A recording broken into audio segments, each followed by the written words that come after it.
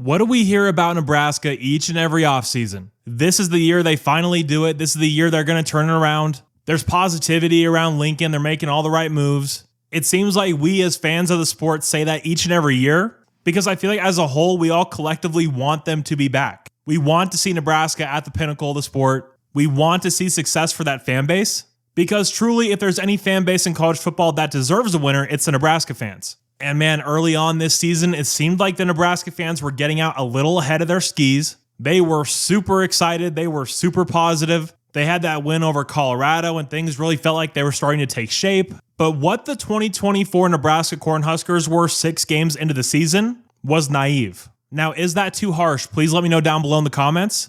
But 6 games in, this team was 5-1. Things were clicking. The offense was putting up numbers. They were feeling themselves a little bit. The defense was flying around. And this Nebraska team had 3 massive issues, in my opinion. Offensive scheme, inexperience, and a lack of talent. And all 3 of those came to a head when they played that game at Indiana. And you mix all of that in with being a little naive, and that's how 56-7 happens. But I thought the further and further we got into the 2024 season, the more those problems started to be erased. Obviously, at that point in the year, there's not a lot you can do about the talent issue, but the Nebraska team we saw after that Indiana game was anything but naive. They went into every game expecting a rock fight. They brought the physicality, they brought the mentality each and every week from there on out. And obviously, the change to offensive coordinator greatly helped Dylan Raiola and this Nebraska offense. And even despite losing 4 of the last 5 games, this was a Nebraska team to me that looked well coached. They looked very physical. And their give-a-damn level was very high. They wanted to be there. They wanted to go out and fight.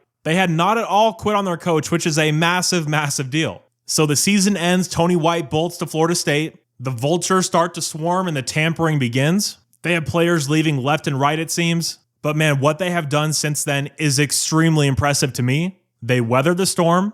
They made some good hires. And they went out and addressed the most important part of any college football team in 2024, the players. There has no doubt been a massive infusion of talent this offseason for the Cornhuskers.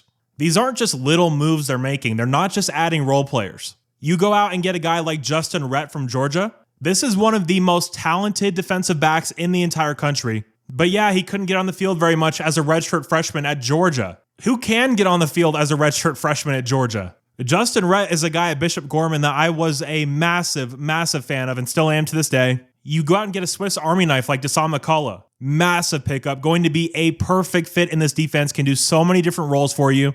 You want him rushing off the edge, he can do that. You want him spying the quarterback, he can do that as well. You want him to come down and lock up a tight end, he can also do that. Very diverse skill set, going to be a perfect fit in the Big Ten. And while personally, I'm not the biggest believer in Dylan Raiola, I don't think he's as physically gifted as I thought he was coming out of high school. But man, Nebraska doesn't need another version of Caleb Williams here. What they need is good quarterback play, and I think they're going to get that from Dylan. More time in this system, another year in college ball, learning how to be a college athlete. And again, the talent upgrade cannot be understated here. Dane coming over from Kentucky is a massive, massive pickup. This was one of the best receivers in the entire SEC. 6'2", 190 pounds, very quick. You want to talk about a perfect fit for a scheme. When you watch Dana Holgerson's offense, specifically with those wideouts, what is it all about? It's all about finding open grass. And when you watch Dane he is an absolute monster against zone coverage. He knows where those soft spots are. He knows how to sit down.